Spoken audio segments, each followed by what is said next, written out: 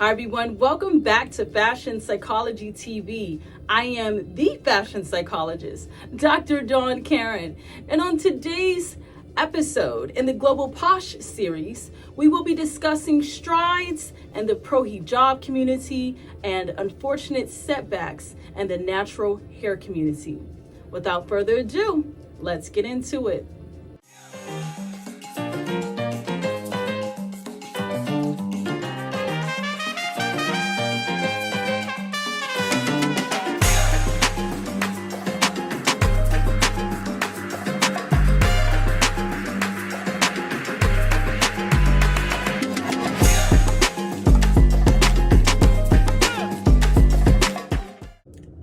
Weeks ago, we spoke about the compulsory hijab in Iran, where women were mandated to wear the hijab.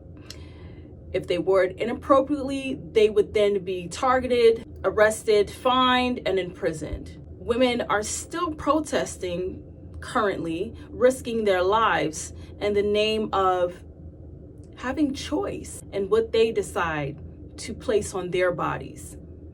So we head from Iran to the United Kingdom after a viral story has resurfaced yet again. That viral story was on Dr. Farah Rosland, who invented the disposable hijab. Now, I want to give a big shout out to the Malaysians of the world. We see you, and I'm very, very proud of you as a woman of color. So Dr. Farah Rosland invented the disposable hijab in 2019. She completed her first stint at medical school in Malaysia and then her second stint in medical school in the United Kingdom. So while at the Royal Derby Hospital, she actually experienced something in which we would say it's non-inclusive. She was asked to leave the surgical rooms, or as British English would say, the operating theater. As you know, within all hospitals, it's very important for everything to be sterilized, and the British healthcare system did not feel the hijab actually prevented infectious diseases from spreading. So a woman of Muslim faith wearing a hijab would have to decide to disrobe or decide not to participate in any surgical procedures. What are the psychological costs of pro-hijab women not being able to wear their hijab? The British Medical Journal published a study that female healthcare workers of Muslim faith reported that 23% felt a degree of anxiety, 37% reported feeling embarrassed, and 36% reported feeling bullied when it came down to being in those surgical rooms. In my book, Dress Your Best Life, in Chapter 8, we talk about fashion situational code switching, whereby you alternate your style of dress depending on your cultural and social situation. Now, this is a fashion psychology field theory of mine, and in this context of the disposable hijab, I do feel as if Dr. Farah and other Muslim women did not want to utilize fashion situational code switching.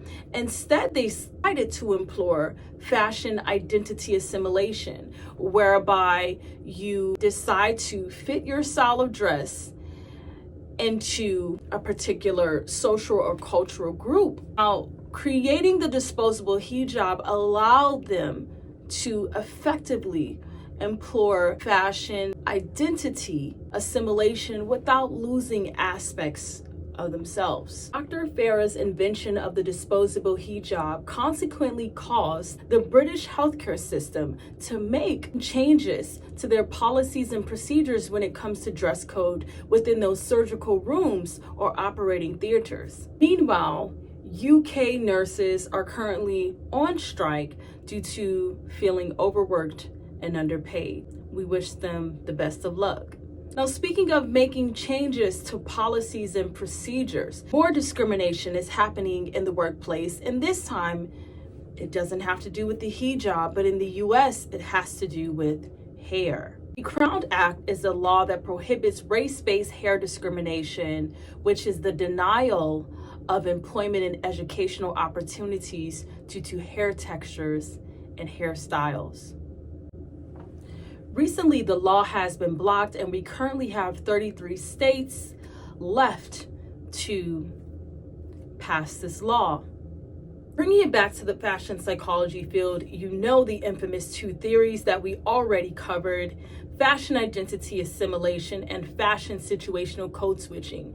Black women, too, are employing fashion identity assimilation when they decide to relax their hair, wear wigs, straighten their hair using heat. They're also employing fashion situational code switching when they get a break from work and they're allowed to wear braids on vacation. What are the psychological costs of Black women who cannot wear their hair natural within the workplace? One is their health. Research has posited that Black women who relax their hair end up having uterine fibroids, ovarian cancer, hysterectomy, and a host of other reproductive issues. They also have emotional disturbances such as anxiety, trauma, grief, and dread when showing up in the workplace. While perusing through social media, I stumbled upon a question that you too may be grappling with. Shout out to @Nizzy79 for bringing this to my attention. Here's the question. If a woman who is not Black wants to braid her hair, etc., is that offensive? Can it be seen as flattery that she wants her hair like that? The woman that asked that genuine question, you have the luxury and the privilege to wear another's culture when the person that wants to wear their own culture will probably suffer massive consequences. Let's take the women in the US that would like to wear their own natural hair. They are more than likely going to be suspended from work or even expelled from school. Let's take the women in the UK that would like to wear their hijab in surgical rooms. They're being targeted and bullied. So you must ponder your privilege. You must be respectful. You also must educate yourself. And most importantly, you must know that someone's culture is not your costume. If you would like me to cover another story, leave a comment below. And if you want to just say hi, also leave a comment below. Good morning, good afternoon, good evening from wherever you are watching me in your part of the world. Until next time, bye-bye.